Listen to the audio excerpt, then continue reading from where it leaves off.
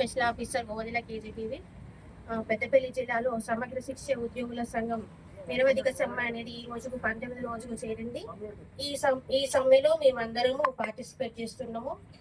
దీనికి గల కారణము మా ఉద్యోగ భద్రత కోసం.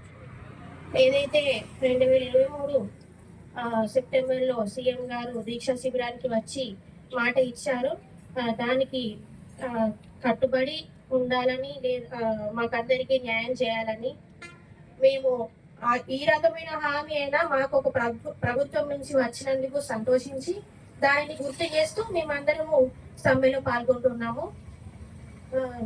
సీఎం గారు స్పందించి మాకు రెగ్యులరైజేషన్ చేయాలని మనస్ఫూర్తిగా కోరుకుంటున్నాము.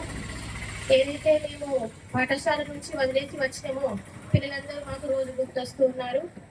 క్లాసెస్ గురించి, డిస్టర్బెన్స్ గురించి. ఆడి నుంచి రావడం చాలా మనసు బాధతో ఈ దాకా వచ్చినాము.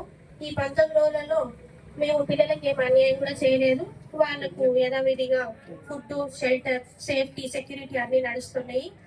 మిగిలిన దానిలో ఒక క్లాసెస్ రెగ్యులర్ గా అన్ని క్లాసెస్ మాత్రం జరగడం లేదు. డ్యూటీ టీచర్ మాత్రం ఒకరుంటున్నారు. ఆ రకంగానే క్లాసెస్ జరుగుతున్నాయి. కాకపోతే 10వ తరగతి ఇంటర్మీడియట్ పరీక్ష దృష్ట్యా పిల్లల కొరకు అందరూ పేద పిల్లలే, అందులో 50% ఈ స్కూల్ లేక ఇంకేది కూడా లేనటువంటి పిల్లలే. కాబట్టి వాళ్ళ యొక్క చదుదృష్ట్యానైనా మా సమ్మెని విరమింప చేసి మాకు న్యాయం చేకూరుస్తారని మనస్ఫూర్తిగా ఆశిస్తూ. Thank you sir.